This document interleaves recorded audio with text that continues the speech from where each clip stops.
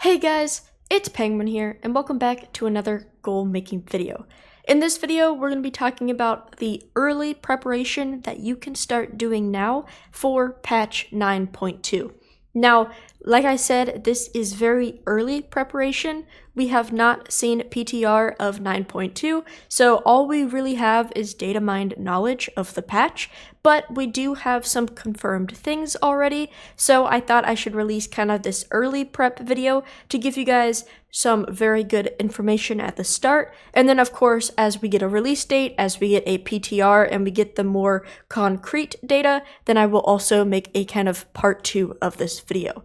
But like I said, this video is going to be what you can start doing now in order to prep yourself for 9.2 and just kind of those very early topics. Now, of course, like I have said, the PTR is not all out. All of this data is either confirmed by Bluepost or they are confirmed from like data mining. So, of course, not all of this might be 100%. Some of the crafting cost might change, some of the items might change, what they need, etc.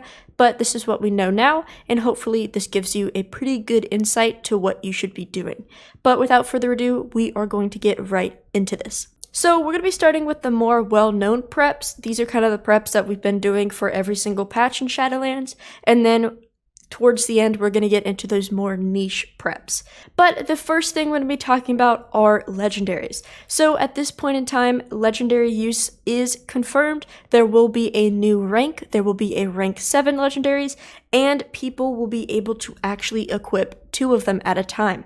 So because of this, this means that once again, legendaries are going to be remaining a very, very good market. So if you haven't leveled them already, you should take the time to do so if you have been eyeing legendaries or the market at any point in time. It has been confirmed that there is going to be a system just like the Vestige. There's going to be a new Vestige, actually. And it's going to work. There's going to be a new kind of material that's like Korthia crystals. It is called Projector Essentia, I believe. That might be pronounced wrong, but we're getting this new item, which I believe is going to be obtained in the same type of way. We still do not exactly know, but it does say that you can trade and sell it on the auction house, so I'm just going to assume that it's pretty much just like the Korthia crystals. So because of that, like I said, we do have that new Vestige, which gives us that new rank, so legendaries are going to be used. So like I said, if you guys want to get into this market, I highly recommend starting to level now. It is a very, very costly market, so starting early, you can slowly invest every week, every month, every day, whatever you need to do, and hopefully by the time release happens, you will be in a good spot to sell. Now, if you're somebody who does not have a lot of gold and want to focus on more of the better slots to sell, we don't really know what's going to be the best in slot. However, we do know that everybody is going to be given a free belt with some type of timeline or some type of event or whatever happens, and this free belt is kind of their covenant belt, which they use in order to obtain 2. So I'm not exactly sure on how that is obtained, but because of that, it is rumored that the belt pieces are not going to have as high as a sell rate because everybody's probably just going to be using the one that's given to them. And also there are tier sets. So just kind of like domination slots right now, a lot of the, 3 or 4 of the current slots are not very valuable because generally if you're a player doing really active current content, you probably have a domination piece instead of a legendary there. So like I said, we do not have a best in slot list, but helm, shoulders, chest, gauntlets, and legs are all a part of the tier set. So a combination of 4 of those will probably be equipped at all times, and then you also have that free belt. So kind of, all of the other ones besides that, so you have the jewelry crafting ones, you have ring and necklaces, you have the tailoring cape, you have bracers, you have boots, and so on and so forth. So just kind of those pieces. Now, I will say if you are somebody who has the money, I do recommend leveling all of them. I mean, personally now, I still get sales that are technically domination gear slots because not everybody maxes out, not everybody raids, does mythic, whatever. So some people don't really care about the exact best in slot that they need. But of course, if you cannot invest into all of them, just keep in mind of those tier slots. Moving on, we do also have new crafters marks confirmed. So there is basically an equivalent of the chained isles as well as the crafters marks 3 adding into the game. They're going to be with the new zone, and they're basically the new catch-up gear. So they work exactly the same way as the ones that we got in 9.1.5 with Korthia and all of that. Now, the big thing about this is that you should first prep your characters for the new zones. Now, it's probably going to be assumed that these are going to be unlocked behind reputation or behind, current content that's going to be added. So making sure your characters are going to be able to go into the new zone, making sure you have level 60s to take into the new zone, etc., that have those armor crafting professions will be really nice.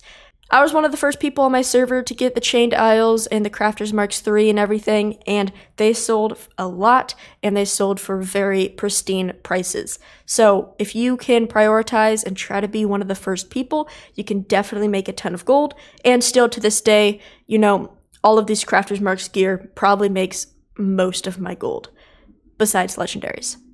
Also, with these new Crafters Marks, old materials are used. So yes, there are going to be new materials added. However, we can't really do anything about that besides being ready to get them whenever the patch releases.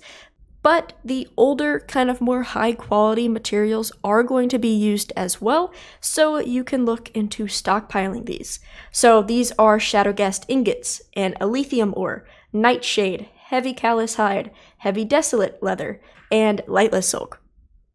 All of these type of, more of the higher quality current mats are used in the other recipes as well as the crafters marks. So if you are able to score some pretty cheap materials at this point and going forward, you should, because they are going to be continued being used. I mean, right now, like the Shadowghast ingots, you need the green ore in order to craft those. So if you can pick up some super cheap green ore, you might as well, because you can stockpile them, hold them on to 9.2, and then you're good to go. So just being aware that these old materials are going to be used might help you out a lot. And of course, make sure you do have the armor crafting professions good to go by 9.2. So you have tailoring, blacksmithing, leatherworking, droid crafting. Make sure you have those so you can actually learn the crafters marks and use them on the new gear.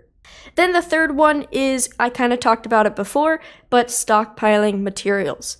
Now Mantheus, who is another creator, has made a video on Nightshade already, but the reason why he kind of highlighted Nightshade to stockpile is because right now Nightshade is not used a ton. I mean, of course, it's used in some inscription-based stuff. It's also used in, like the big spectral potion, or the big spectral flask for alchemy and all of that, but that's really only 2 or 3 main crafts that Nightshade is being used for, and the price has gotten pretty cheap on most servers. I mean, at some point, I can buy Nightshade to 7 to 8 pieces of gold. I believe it's up to 13 now, probably because not only did I buy a ton, but Mantheus did release a video, so he might have influenced other people on my realm. But because of Nightshade not having a huge purpose at the moment, prices are going down. But like I said before, this Nightshade will be used in crafters marks, the new alchemy potion, etc. And because of that, the need of it is going to go up, which will likely drive that price up. So all of the big mats, like I said before, ingots, Nightshade, Heavy Callous, Heavy Desolate, Lightless Silk, Elythium, are all being used, but a lot of them are at some pretty high prices due to current legendary crafting. I know Elythium used to be 45 gold on my server, and now it's constantly going for like 60 to 70 gold. So maybe do not focus on those so much now until they kind of go back down, but kind of those lesser needed materials, you have the green ore, you have that Nightshade, definitely use that to your benefit. Then getting into the more kind of obscure kind of prep that you can do is the Korthia Cosmetics. So I've talked about this before in a kind of forgotten items video, but there are a ton of cosmetic items that drop from the world inside of Korthia, the mall, and also just like raids and etc. And the less people are in Korthia, the less drops of these items, which means the price will increase. So In a previous video, I talked about these in a long-term investment stance. So, once Shadowlands is over and we're in the new expansion, and then every single expansion after that, these will probably just grow and grow in price because, nobody's going to be running around in Korthia. And because we're going to be transitioning into that new zone, it probably will not have the same type of world drops. Of course, that isn't fully confirmed, but that means less people in Korthia, so that price might go up a bit. And worst comes to worst, let's say the same items drop in that new zone, it's still a pretty safe investment because, if you can't sell it in 9.2, hold on to it till next expansion, and then it will definitely sell at a pretty good price because there's just not a lot of circulation anymore. But if you want to know the items that I'm talking about, you can go into the default auction house UI, search by the Korthia Cosmetics, and basically it's all the purple ones that show up. There's a few holiday kind of in that list, etc., but if you look at the appearance, they clearly look like mall transmog, so you'll definitely know which ones I'm talking about. But I've been able to pick up some for, 500 to 2,000 gold a piece. I bought like 5 or 10 of them. So, that's like 10 to 20k investment. Worst comes to worst, they increase by 1,000 and I make 10k profit. Or maybe all of them that I bought for 2k increase to 10,000 or 20,000 and then I make some huge profit. So just keeping in mind of those cosmetics, some of them are very expensive on my server, going for 50,000 gold plus, but it's just something to look out for. And lastly, I have this kind of very, very weird tip. Technically, this is not prep for 9.2, but the reason I put this on the list is because it's something that you can do in order to use your time wisely. So what this tip is increasing your old professions and leveling them up. So what I mean by this is, let's say you have enchanting, you have a brand new character, they have enchanting, then take the time to level up vanilla, TBC, Northrend, all of that, Cataclysm, etc., etc. Take the time to increase and level up the old world professions, and then you will be able to make a ton more gold. Right now, there is not any new content. Yes, legendaries are doing very well, but you can easily craft legendaries and craft potions on the side, and between crafts, between reposting all of that, you should take the time to level up your old professions. Old world stuff makes a ton of gold for me. There are a ton of mounts. There's also old world enchanting, which I make a ton of gold of. I have made so many videos about old world enchanting, so I will leave those down below. I also have made a video recently about the Mage Tower, and because of Legion Time Walking and the Mage Tower, most of the items that people are using for best in slot is non-Shadowlands items. I mean, the 2 leg armor pieces, which is just a leatherworking old world Pandaren leatherworking item, I am selling them at 15,000 gold a piece. It costs me like 900 gold to craft, but because there's hype around it now, because not many people have the recipe, I am selling it for 10 to 15,000 gold a piece, and I'm making, 14,000 gold, 9,000 gold profit every one I sell. So having these old world professions, take maybe an hour leveling one up, crafting some items, then throwing it on the auction house. Yes, maybe stuff doesn't sell, maybe only a few sell a month, but it's something that you do not have to constantly babysit, and it can bring in some pretty good profit. So I highly recommend checking out that Mage Tower spreadsheet. I'll leave it in the description below. I am still updating it, so just check back frequently about it, but just taking this kind of dead time between patches to level up these old world will help you out a ton. Old world enchanting, I highly recommend. All of the armor ones, so you have, tailoring, blacksmithing, leatherworking, they all have some pretty good transmog that's very cheap to craft. I highly recommend those as well. Engineering's really good. Honestly, a lot of the old world is really good, and I highly recommend it. But yeah, guys, that is basically it for this video. Like I said before, we do not have a ton of information about 9.2, so this is just that early preparation stage.